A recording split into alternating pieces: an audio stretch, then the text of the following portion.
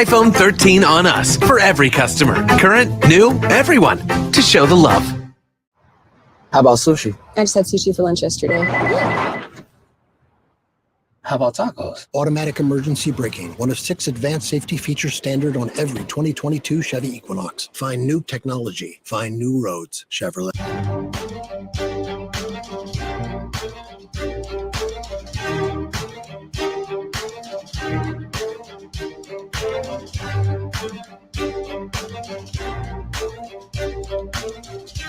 Welcome to the Black Table, an hour devoted to exploring ideas and subjects of special importance to people of African descent and others fighting to build a better society. I'm your host, as usual, Greg Carr, here on the Black Star Network. And today we are very happy to have the brother we have now. It's especially important, given the more recent spate of events and activities in Texas, from voter suppression to the energy grid failure to border wars caused by the ostensible leaders of the government there, to anti-abortion laws, right up through the Uvalde shootings and beyond. It might lead some people to ask, what's wrong with Texas? Well, on Juneteenth Eve, the correct answer might be, well, it's doing what it was designed to do. So we're especially excited to sit for this hour with the thinker, organizer, scholar, and comrade who's widely recognized, in the words of Roxanne Dunbar Ortiz, as the most important U.S. historian working today. And I might amend that a little to say the most important U.S. based, for the moment, historian working today. He's no stranger to this platform. He appears regularly in the Black Star Network, particularly with our brother and the culture with Brother Faraji. So today we want to welcome this giant, really, force of nature, if you use Churchill's words on his most recent book, Gerald Horne. Welcome back to Black Star, Brother Gerald. Well, thank you for inviting me. Yes, sir. Yes, sir. Yes, sir. Listen, we're here to talk about, and we're going to get into this in the next couple of segments after this first segment, the counter-revolution of 1836. I just left a group of high school students from St. Paul and Minneapolis, Minnesota, and I had the book with me. And so this one young brother from Laos, he was like, "What you reading?" And by the time I got through talking about it, they all took out their cell phones, which is, I guess, what they do now, and screenshot covers. So there's going to be a whole bunch of, they juniors, I guess. So they're going to be a whole bunch of 16 and 17-year-olds in Minneapolis, St. Paul, reading this brand new published book. Beyond the particulars, Gerald, and for those who really want to get a deeper dive, I thought the interview that you conducted with the Activist News Network, the biographical interview, was excellent. That long form, those of you who want to know more about Gerald, Mississippi roots, St. Louis born, has all the papers that allow him to float through places like University of Houston, where he's the Moores Professor of History and African American Studies. But, the JD, of course, from Columbia, no, not Columbia, Cal Berkeley, of course. The PhD, of course, from Columbia, and the BA from Princeton. And we're talking about, what are we now, 36 books and counting? And for those of you who look over my shoulder from time to time, that second shelf, that's all Gerald. So I've got them all, brothers. We can't, including the one that your sister did on your mother that we were talking about. So we gotta get on that at some point. But help us understand how you came to the place that you are now. Again, Roxanne Dunbar Ortiz on your most recent book says that she calls this book a book that you need to understand U.S. history in the present. You have to have this book, and you've undertaken the work of no less than really rewriting how we think about the modern world, one book at a time. And as Ward Churchill says, it's all interlocking. It all builds on kind of a momentum from and interacts with the previous books. But tell us a little bit about yourself, Gerald. Well, as you suggested, my familial roots are in Mississippi, the heart of darkness of Dixie. That's where my parents were born and raised. They migrated, fled, in fact, northward to St. Louis, where I was born, in a segregated hospital, Homer G. Phillips Hospital, now defunct, in St. Louis. Growing up in that Jim Crow bastion, going to all Black schools through high school, starting work at an early age. I think, as I've said on numerous occasions, part of the key to where I am today is the fact that I was a child laborer. Now, I don't recommend child labor, but it had a dramatic influence upon me because I started as a newspaper boy at about 6 or 7 years old. And of course, it's not only the experience of being robbed repeatedly, which obviously has a dramatic impact, but also starting to read newspapers at an early age. Admittedly, just the sports page and the comic strips. I hardly read the comic strips nowadays, but I certainly read the sports page first thing in the morning, which has been a lifelong habit. And I think that reading the newspapers then leads me into the St. Louis Public Library. And I should also say having older sisters as well, because without going down a rabbit hole, I do think that for a young Black male, it becomes easier to immerse yourself in literature if you're sort of tailing after your older sisters to a degree, which is what I was basically doing. I was sort of reading whatever they were passing down to me. And so that's what got me on the track to where I am today. Yes, sir. And again, I mean, I would recommend those of you get your hands on your sister Leica's book, Mother Wit, about your mother. Say a little bit about, if you don't mind, just for a second, mention something about your parents. Well, my father, born in Mississippi, as suggested, near the Alabama border, was a truck driver. And in fact, he was a member of the Teamsters Union. There hangs the tale, because not only did I grow up reading Teamsters literature, but also for those who may be familiar with the history of that union, which used to bill itself as the largest union in the capitalist world, obviously quite corrupt, to put it mildly. But St. Louis was different. St. Louis Teamsters was led by Harold Gibbons, who was a social democrat and also was anti-Vietnam War. And I think that had a particular impact upon myself, insofar as I became quite acquainted with the strength and power of unions at an early age, particularly unions that were led by the left. And then my mother was born in Starkville, Mississippi, which is the home of Mississippi State University. Wow. And we just had Lou Outlaw on. We talked to Lou Outlaw, of course. So Starkville, Mississippi, of course, that's his hometown. Is that right? Yeah, man. I didn't know that. And her father was a janitor, in fact, at Mississippi State University. Wow. And she was able to graduate from high school, wanted to go to Alcorn, but was not able to put it together financially, but always had an interest in current events. So we grew up in St. Louis with the background being KMOX radio, one of the most powerful signals in the Midwest, listening to all news radio perpetually, and St. Louis Cardinals baseball games. Yes, sir. That's what I grew up listening to. Yes, and that's what my mother grew up listening to. St. Louis Cardinals baseball and all news. Yeah, that actually, and I know, and like I say, we could do this over and over again. I encourage folks to really get that Activist News Network interview, because you go extensively for hours about this. And as you're talking, obviously, I guess one of the most recent books, of course, on boxing, right? Yes. The Bittersweet Science. I'm waiting on the baseball book now. I shouldn't threaten you. You're going to have to do it. But of course, and we could talk about this for those who want to go on. In fact, in your most recent book, in the Counter-Revolution, you actually do cite in passing Walter Johnson and his new book, The Broken Heart of America, the importance of civil, which is so critical. And we could talk a lot about this, but I want to get in the first segment before we close out the first segment. Your work hasn't just been academic work, obviously, from Princeton to Berkeley to Columbia. You work with National Council of Black Lawyers. You've traveled the globe. And I guess it all empties into your work. I guess I want to ask you a very broad question about your books, and now you're over 36 and counting. As I said, where Churchill says that they all interact with each other, and they kind of build this force of momentum. What are you trying to get at with your scholarship, and how has your work in what some people might call the real world influenced your scholarship, and vice versa?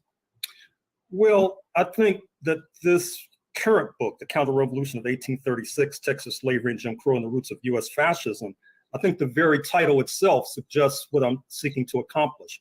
One of the points I'm seeking to accomplish is to puncture this liberal mythology about the history of the United States of America, which I think leads to ideological disarmament on the part of the U.S. left, on the part of Black people in general. It does not prepare us for the winter that's ahead with regard to a possible rise of a unique form of U.S. fascism. And I think that the travel that I've done from my early 20s for a few decades, I was perpetually on the road. And interestingly enough, before the pandemic, I was perpetually on the road doing research travel. But even in doing research travel, you can't help but notice, for example, if you travel to Southern Africa or live in Southern Africa, as I did, you can't help but notice the parallels between US apartheid and South African apartheid, for example. Certainly, if you look at the books that I did on the South Seas, on Hawaii and the general region up to and including Fiji, Australia, New Zealand, and the indigenous population, the Black population there, obviously there are parallels between the kind of genocide that was inflicted upon those populations and the genocide that was inflicted upon the indigenous population of North America. So it becomes difficult to accept the liberal mythology of the United States, that is to say that the creation of the United States was a great leap forward for humanity. The country was founded by these remarkable men, Thomas Jefferson, Madison, etc., who veritably walked on water. We haven't seen the likes of them before or since. I'm trying to puncture that mythology because, as I said, it doesn't really prepare us for what's just around the corner. It didn't prepare us for January 6, 2021, for example. So I think that this book, in a sense, is just another chapter in an ongoing saga that I'm trying to construct. Excellent. Well, actually, that's a good place for us to pause. When we come back from the break, we're going to go into the counter-revolution of 1836, your most recent book, and what a timely book it is. So with that, we're going to pause for a moment, and we'll be back in a moment at the Black Table, Black Star Network.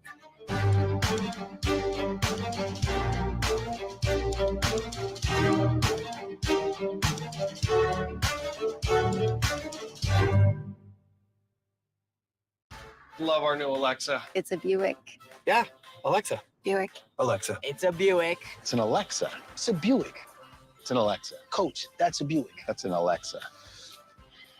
The Buick Enclave with available Alexa built in. Pull up a chair, take your seat.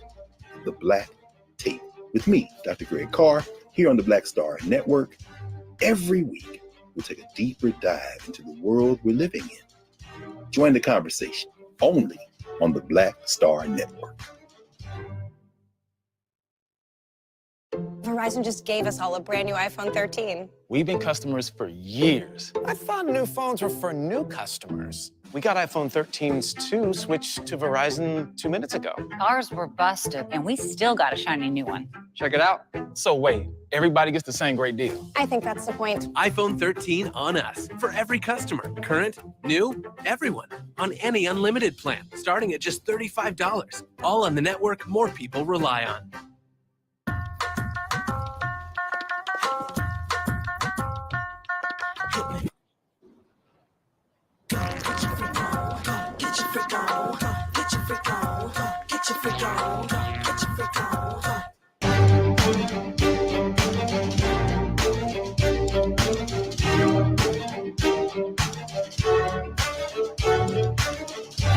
Welcome back to the Black Star Network, the Black Table. I'm Greg Carr, your host, joined today by Professor Gerald Horne, and we're about to start our discussion of his most recent book, The Counter-Revolution of 1836. Prof, when we left, you were talking about your larger overall project, and I would encourage everyone to get all those books, quite frankly. I mean, you talked about Southern Africa, something about white supremacy confronted, I guess was one of the more recent books you wrote, of course, From the Barrel of a Gun about Zimbabwe. And again, all these various books. And I want to start this conversation on your most recent book, again, with the quote that Ward Churchill has about it. He says, over the past quarter century, Gerald Horne has seemingly undertaken the task not only of refuting the entire complex of fraudulent narratives undergirding the U.S. settler state's brazen self-portrayal as the world's exemplar of freedom and democracy, but concomitantly of exposing the squalid realities comprising its actual history. Truer words are never spoken, brother. So in this book, which of course now sprawls up to 600 pages and covers everything from you reveal 2 Juneteenths.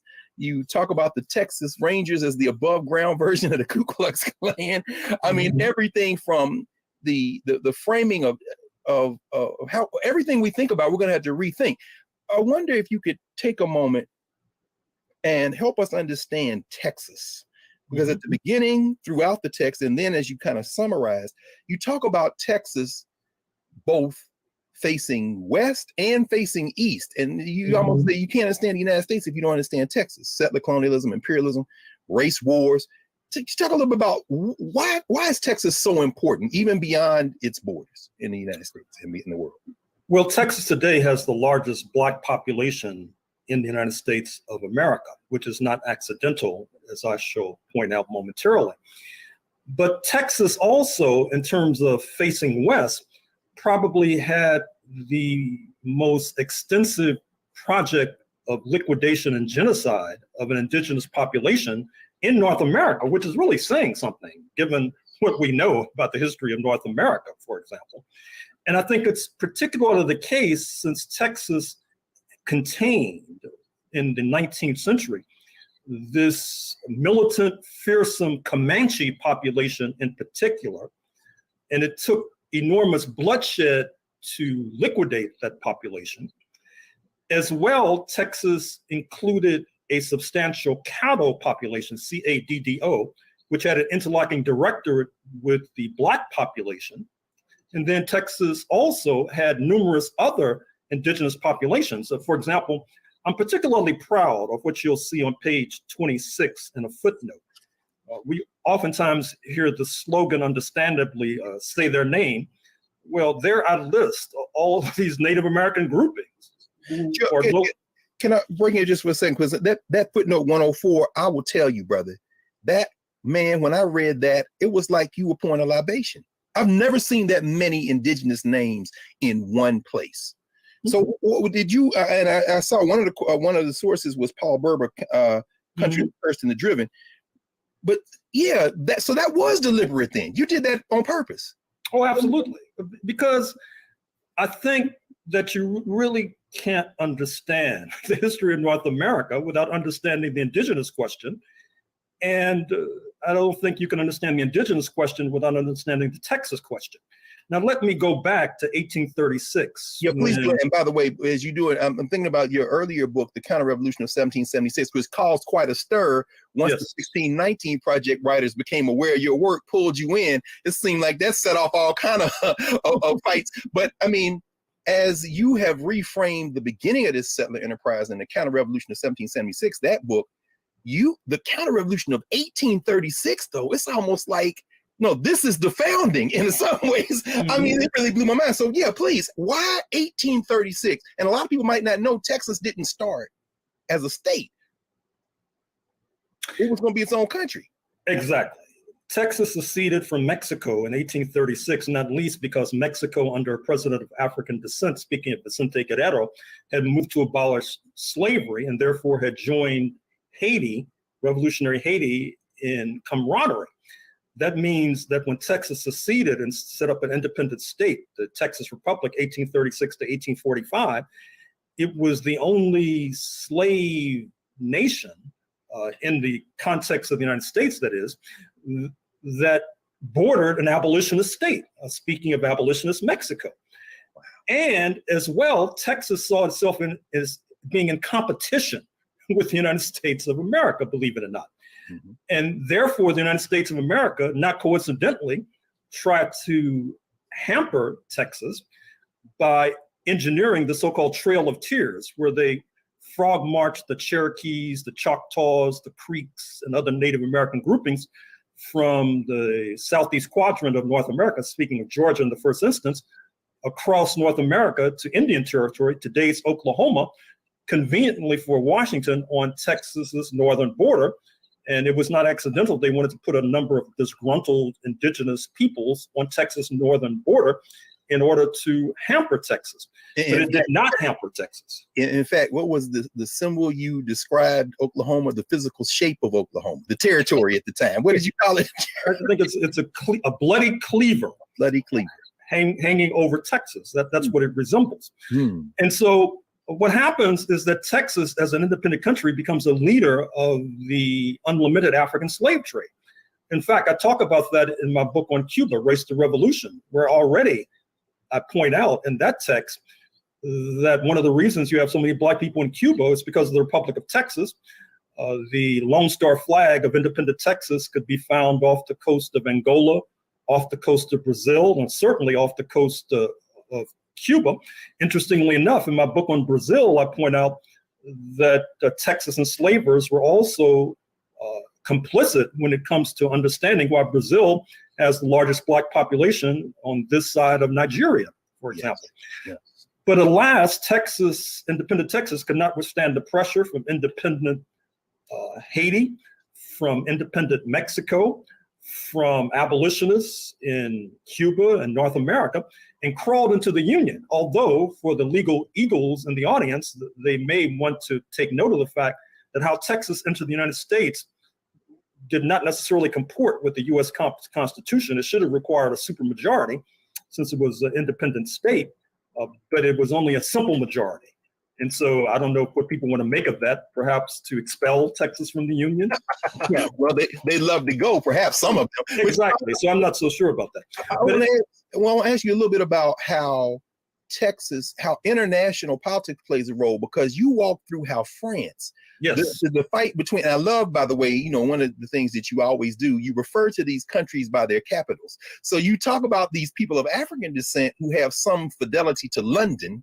However, Paris is driving, in terms of Mexico, they've got their own designs. And then you bring in the Buchanan administration, because the US might think, well, maybe we should absorb Mexico. I mean, all these actors are going on. Could you talk a little about how the activities of the people in Texas, these white nationalists in Texas, they find themselves at odds with this kind of international intrigue going on and battle between superpowers? Well, in particular, they're in conflict with Haiti, they're in conflict with Mexico, and to a certain degree, they're in conflict with London. But France rallies to the defense of independent Texas. And if I'm allowed to fast forward, I could talk about how during the US Civil War, France takes over Mexico. And in fact, the Mexican-American holiday Cinco de Mayo is tied to a Mexican victory over the French occupiers during the US Civil War, 1862. And then after the US Civil War ends, the Texas enslavers have this idea that since Texas was the Confederate state least damaged by the US Civil War, which helps to explain why enslavers from Virginia, Georgia, and points east, even before 1865, were marching their so-called African property into Texas. So the idea— I didn't have any idea that San Francisco, even in California, they're suborning some of this stuff by supplying some of these cats in Mexico, right? So it's coming from both directions. Well, absolutely. And then, of course, San Francisco has a substantial French influence too, French reactionary influence, I should add. Yeah. And so this brings us to the point you flagged in your opening about the two Juneteenths, because the traditional understanding of Juneteenth is that June 19th, 1865, General Granger and the Lincoln Army march into Galveston, the slave port, tell the Negroes that they're free. Supposedly they didn't know. Of course, they did know, because the real story is that the enslavers, in league with French-occupied Mexico, either A, was going to continue the war against Washington with French assistance from Mexico, or B, a move en masse south of the border and continue the enslavement of Africans. But what happens is mass uprisings by the Mexican population against the French, leading to the execution of the French puppet Maximilian on the second Juneteenth, June 19th, 1867, which I argue is the Juneteenth we really should be celebrating, because that brings us closer to an effective ending of enslavement, much more so than the original Juneteenth, 1865. So we're going to pause here for a moment, Gerald, with that revelation that there are two Juneteenths. And when we pause, we're going to pause, and when we come back, we're going to pick up from there and talk about this continuing significance of Texas, all these actors that are involved, talk more about the indigenous folk, and You make an observation about the Buffalo Soldiers that is very important, I think, in terms of even informing how people of African descent think about our own politics here in the United States right now. And of course, you always tie it to today. So back in a moment at the Black Table, Professor Gerald Horne and his most recent book, The Counter-Revolution of 1836, Texas Slavery and Jim Crow and the Roots of U.S. Fascism. Back in a moment.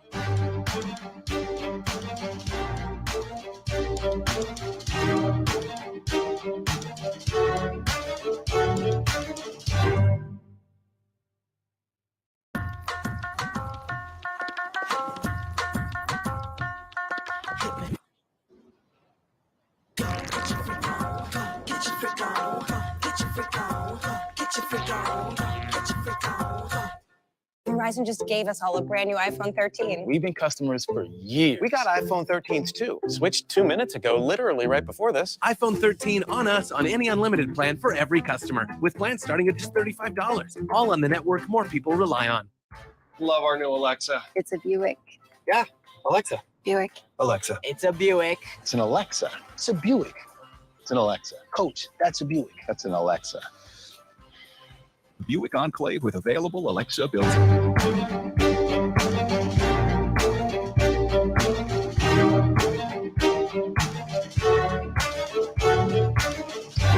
Welcome back to the Black Table.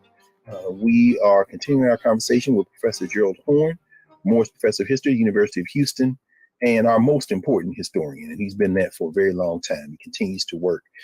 So, Gerald, when we left, we were, you had led us to the 2 Juneteenths. Oh, and I mean, this book is fascinating for so many reasons.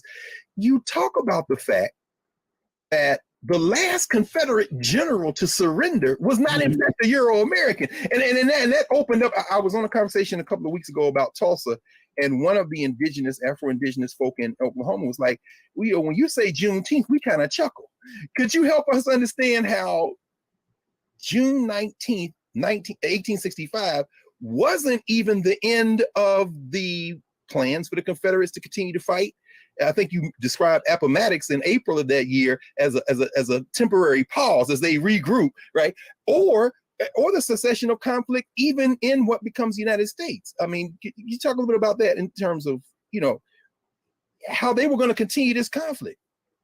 Well, reference my previous point about French-occupied Mexico and Texas enslavers who planned to continue the conflict even after Appomattox, even after the formal surrender of Robert E. Lee. Now, what's interesting is that the Cherokee in particular, and the Choctaw to a certain degree as well, were seeking to assimilate to Euro-American norms. And so they were enslaving Africans. And that helps to shed light on the fact why there were so many indigenous peoples. I should say, with all fairness, so many people of Mexican origin as well, Mexican-American origin, I should say, who fought for the Confederacy. And so one of the last Confederate generals to surrender was Stand Watie, who was of Cherokee origin. So what happens, of course, is that Washington puts more pressure on the indigenous slave owners to disgorge their property and make 40 acres and a mule a reality for the Black people owned by the Confederate slave owners. Is this of indigenous descent? Is this the 1866 treaty? Is this the 1866 treaty? Right. That we still seen being disputed to this day. Deb Haaland, the Secretary of the Interior. We've seen the freedmen having arguments about this treaty. Help us understand. Okay, so they're going to 40 acres and a mule was something they made a deal ostensibly with the Cherokee and the Choctaw as well for Black people. Well, there's this continuing dispute, as you know, about the legitimate rights of the so-called Cherokee freedmen.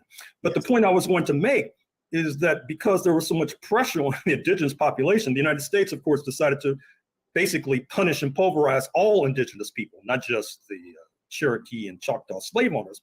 But in any case, the Black people who were controlled by these indigenous slave owners then emerged post-Civil War with a bounty.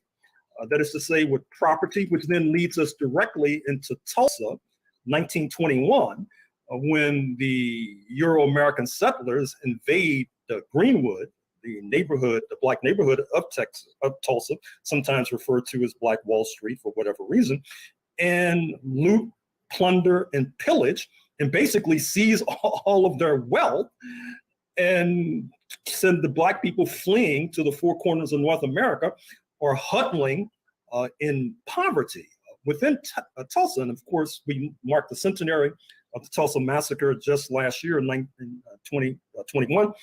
There's ongoing litigation about the Tulsa massacre and the attempt to get reparations.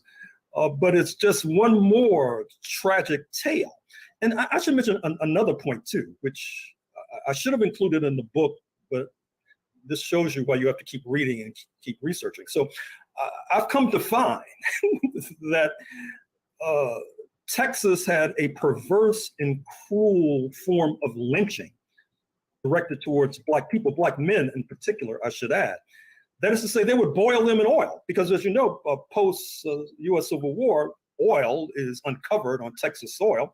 It's still one of the major oil producers on planet Earth.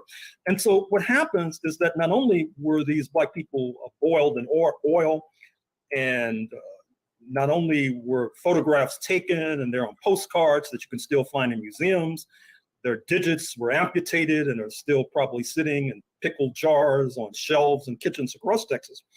And so Texas contributed heavily to the cruel persecution of Black people post-U.S. Civil War. And you asked about the Buffalo Soldiers as well, because I maintain in this book that one of the most flagrant errors of the Black leadership, and this is probably saying something since there have been a number of flagrant errors, is the fact that post-U.S. Civil War, you had Black people in East Texas being terrorized by the Ku Klux Klan and their minions and acolytes.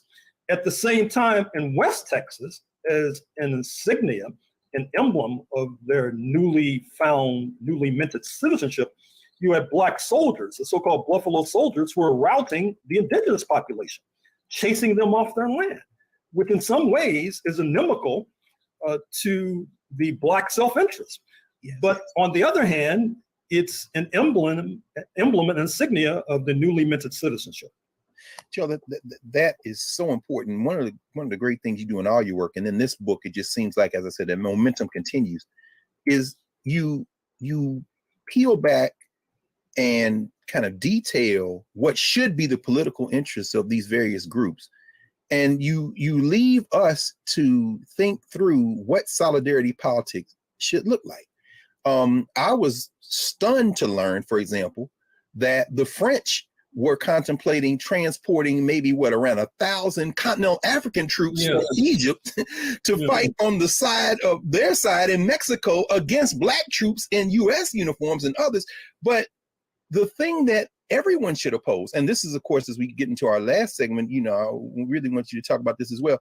This army, potential army of people fighting oppression, are often set at each other's throats. Mm-hmm. Meanwhile, this question of whiteness kind of pulls together groups, some of which might be fighting against their own individual interests in Texas. I mean, you start the book with, and you march it completely through the text with this genocidal, this kind of proto-fascist kind of attitude toward non-whites that almost holds together this white interest. Meanwhile, all these various nations and these people of African descent could end up at any moment on any side of what seems to be an emerging consensus among these whites that, we are on this side. I mean, why do you think it was so difficult for people? I mean, actually, you raised that question for people, for African Americans, is that why can't y'all see this? Were they forestalled? I think you raised the question. Why couldn't they see that you're maybe working against your own interests?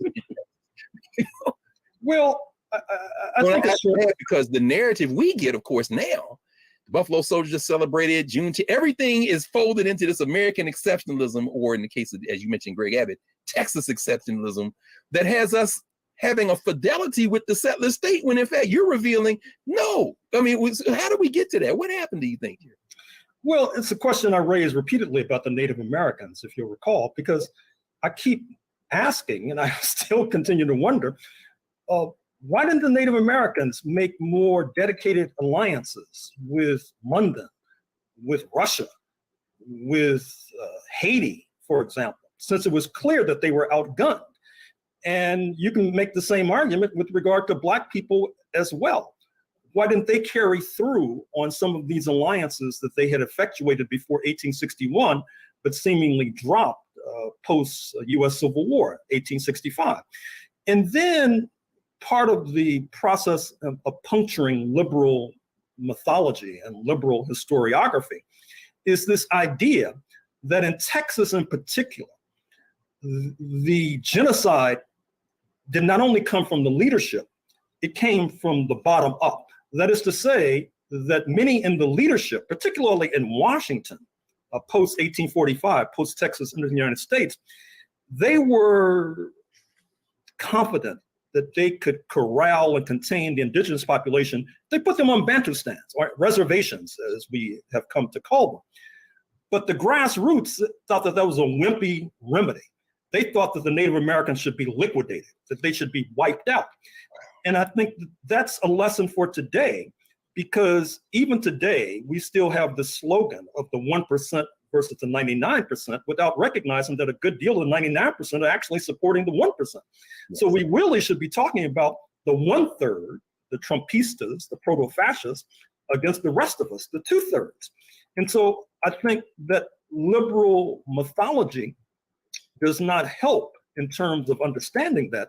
Likewise, I think that if we're to understand this whole whiteness project, this project whereby these disparate invaders and settlers from various parts of Europe flock to North America and then unite under this umbrella of whiteness, which cuts across ethnic lines, cuts across ethno-religious lines, cuts across class lines. And it's basically a class collaborationist project, not unlike January 6, 2021, where you not only had a billionaire's interests being protected, speaking of Mr. Trump, but the invasion of the Capitol involves CEOs, involves shopkeepers, it involves retired workers, it involves the working class, etc. That is to say that it's rather interesting that even some of our friends on the left pride themselves, if you listen to them, about their ability to evoke class. They don't evoke class when it comes to the enslaved African population, and there's no more exploited class than the enslaved African population. That's the class that they continue to refer to derisively in terms of their descendants, people like myself and yourself, as being enmeshed in identity politics. So they don't invoke class with regard to that, and they don't invoke class when it comes to class collaboration of people of European descent, which leads in 1991 to 55% of Euro-Americans in Louisiana voting for a Nazi and a Klansman, David Duke, for governor. And so it's little wonder that we are about to enter a very cold and dark winter, because we don't have our thinking caps on and we're not thinking straight about the history of this country. On that resonant chord, brother. And of course, it makes me think of your book, Jazz and Justice, where you take on the question of Black music and read it through the politics. But on that resonant chord, we're going to pause. And when we come back, we're going to enter our final segment with Professor Gerald Horne. And we're going to ask him to continue to kind of flesh out what he's just introduced, which is, of course, the contemporary implications of this work. So back in a moment at the Black Table here at the Black Star Network.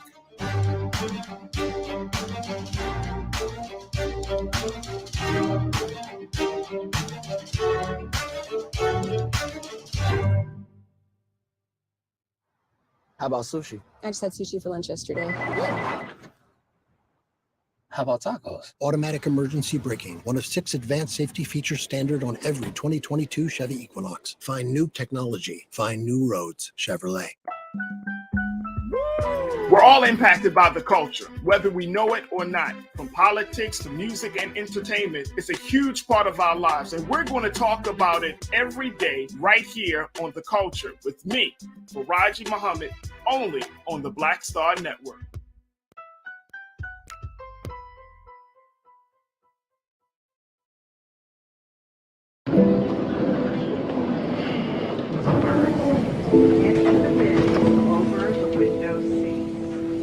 These are the only bins that will accommodate larger, roller boards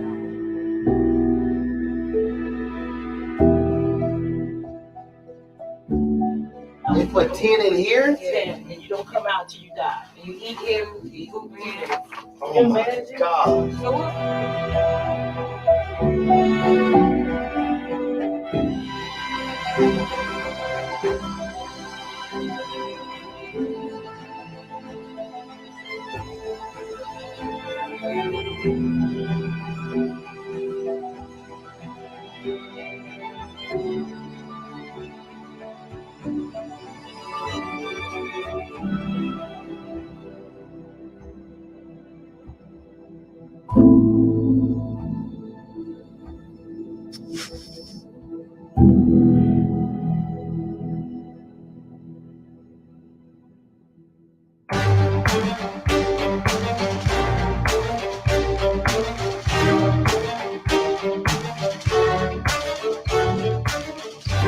Welcome back to the Black Table.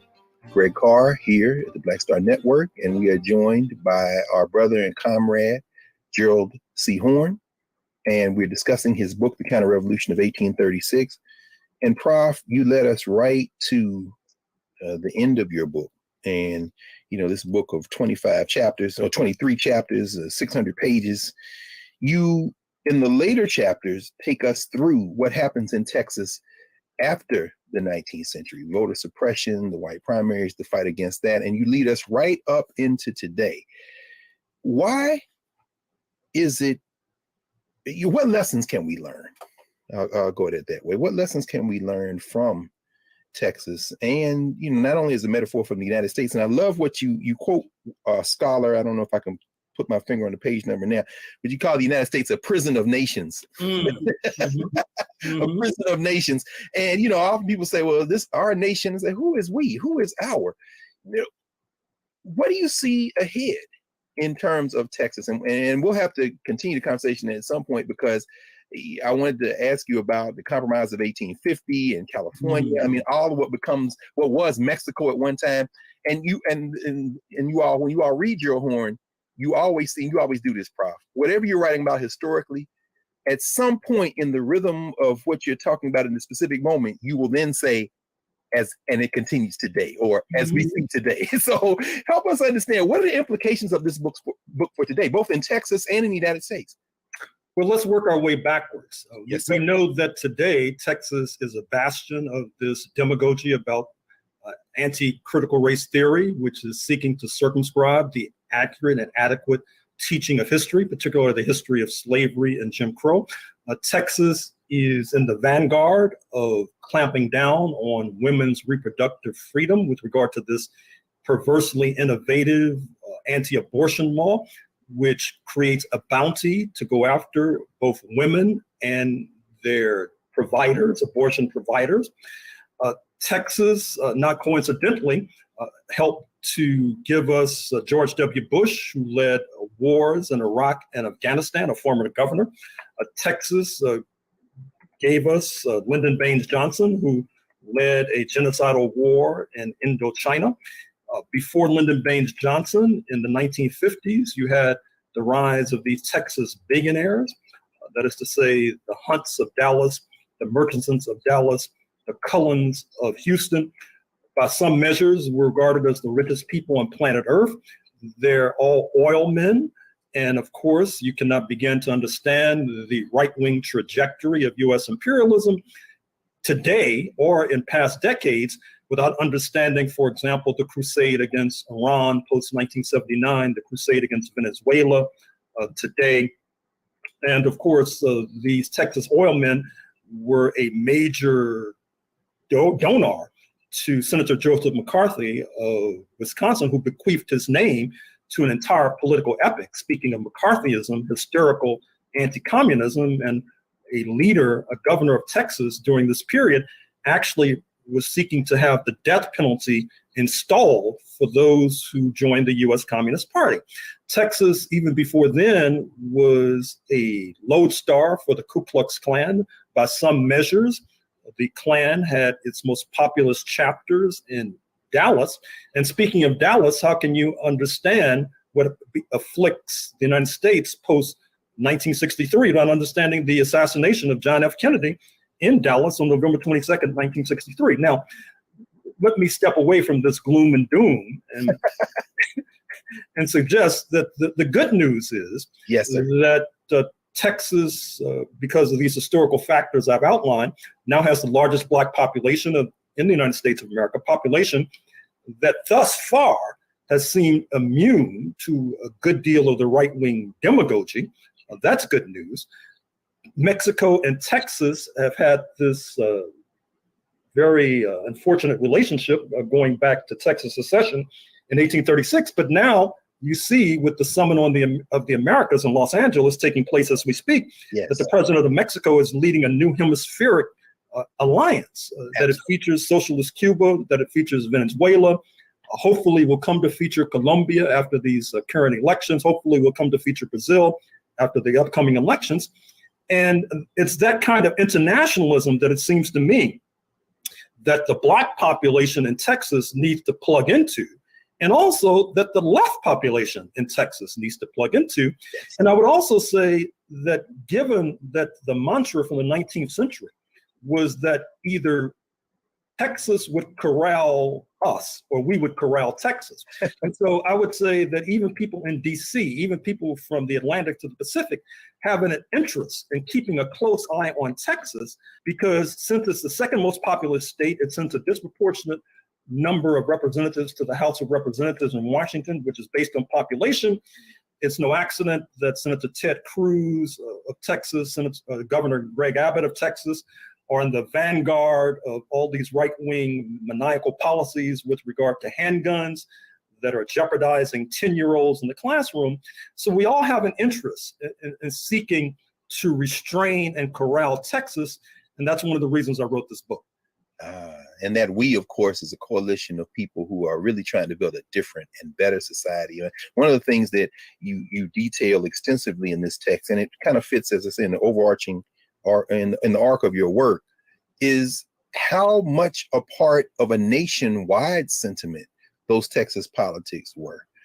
You talk about before and after 1989 with the collapse, so to speak, of communism, and how prior to that there was a national interest in the United States of kind of easing some of these race-based restrictions. But with that out of the way, the tail starts wagging the dog. I mean, and it was fascinating to hear you talk about even the gestures toward annexing Canada, maybe. And this is coming from New York. I mean, like, what are they doing, And then from DC, they're saying, well, maybe we should absorb Mexico into the United States. And then they wanted to break up Texas and maybe even create a Negro colony. And you talk about that being consistent with Abraham Lincoln, who was like, yeah, emancipation and then exile. So how much of the work that is in front of us as human beings is really about building solidarity that kind of discards these narratives of national exceptionalism, particularly American exceptionalism? I mean, do we have to give that up in order to make any progress?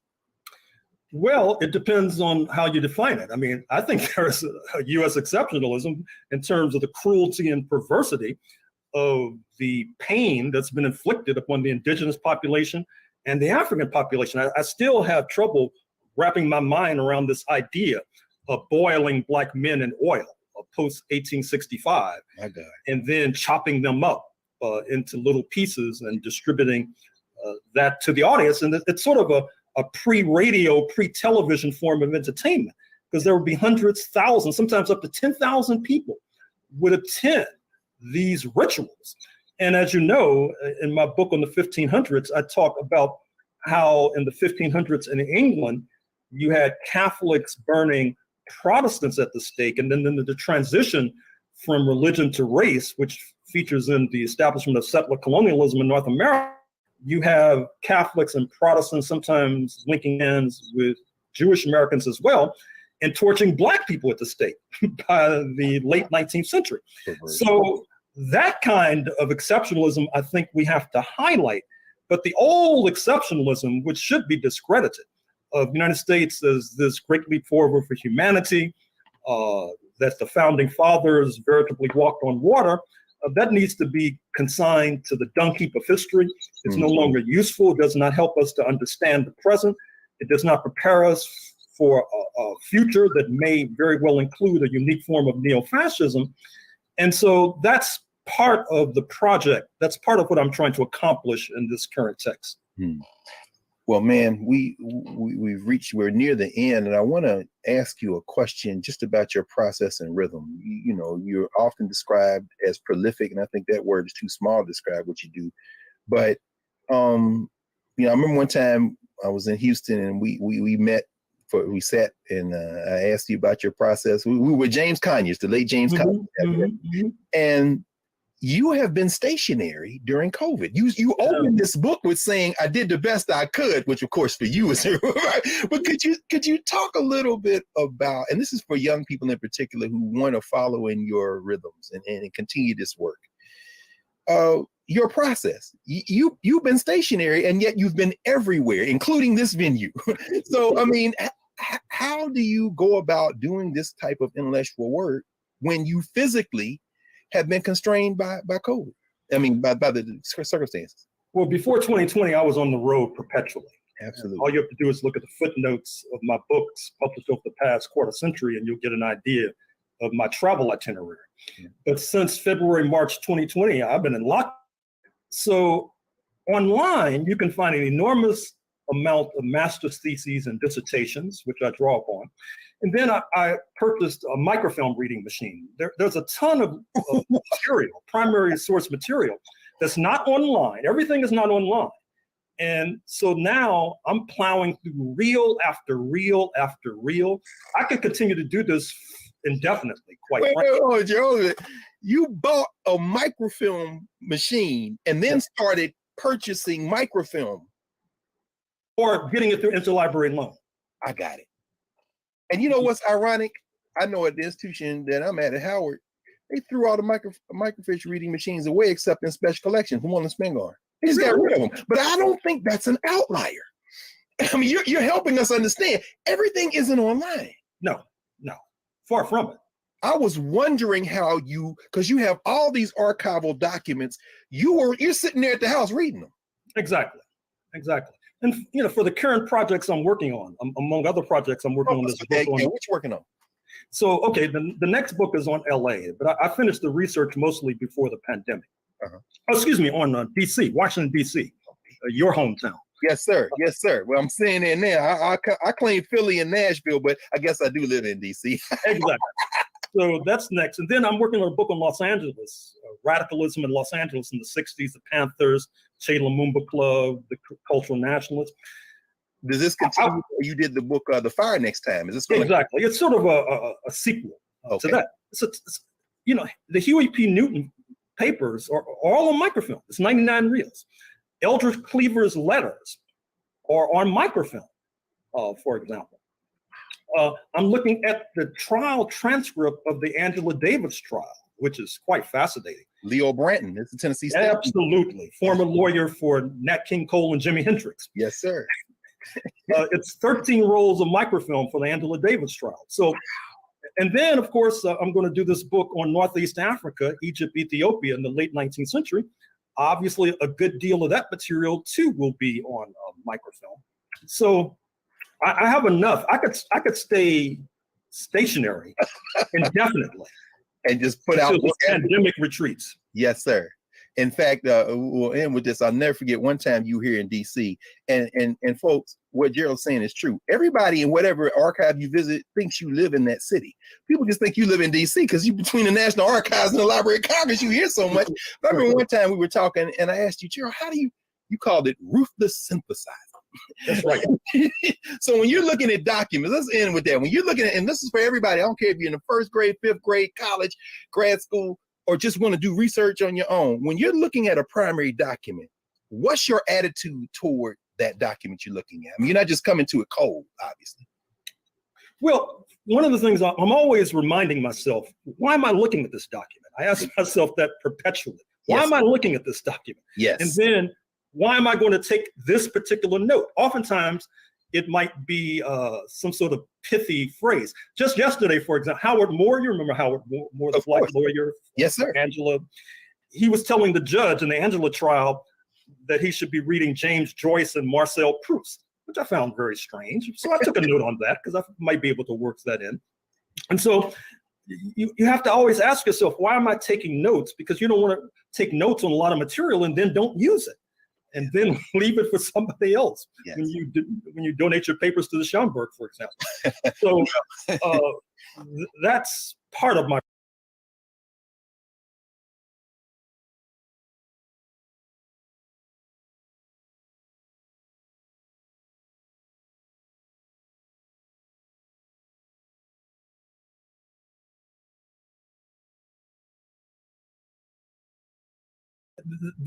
I found that material while doing the research on Northeast Africa. Yes. I found all this material about the French in Egypt and in Sudan and Algeria, in fact, who say, you know what, we need to send these Africans over to prop up our puppet regime in Mexico. And as I suggest, some of the Africans defect. Yes. And may have wound up in southern Texas, for all we know. My God. This is it, man. All right, I'm gonna pause here because I get excited just listening to you and reading you. And everyone, please, this book, and we were talking before we went on, thinking how I'm going to work this into a class, The Counter-Revolution of 1836, Texas Slavery and Jim Crow and the Roots of U.S. Fascism. Brother Gerald, we'll have you back soon, man, if we can squeeze into your schedule. This is a remarkable work, the latest in a string of remarkable works. And we want to thank you, man. Thank you for your example. Thank you for your work. And thank you for just, being in this moment in space and time, because I suspect your work is going to become much more important the clearer we become in terms of, as V.I. Lenin might say, what must be done. So thank you, man. Thank you for inviting me. Of course. We'll be back in a moment to clear the table and get ready for our next moment here, the Black Table, Black Star Network. Back in a moment.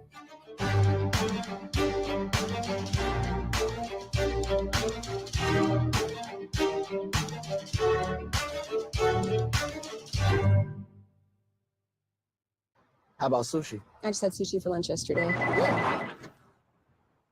How about tacos? Automatic emergency braking, one of 6 advanced safety features standard on every 2022 Chevy Equinox. Find new technology. Find new roads. Chevrolet. It's time to be smart. Roland Martin's doing this every day. Oh, no punches! Thank you, Roland Martin, for always giving voice to the issues. Look for Roland Martin in the whirlwind, to quote Marcus Garvey again. The video looks phenomenal, so I'm really excited to see it on my big screen. Support this man, Black Media. He makes sure that our stories are told. See, there's a difference between Black Star Network and Black-owned media and something like CNN. I got to defer to the brilliance of Dr. Carr and to the brilliance of the Black Star Network. I am rolling with Roland all the way. Honored to be on a show that you own. A Black man owns the show. Folks, Black Star Network is here. I'm real revolutionary right now. Roland was amazing on there. I love y'all. I can't commend you enough about this platform that you've created for us to be able to share who we are, what we're doing in the world, and the impact that we're having. Let's be smart. Bring your eyeballs home. You can't be Black-owned media and be scared. You dig?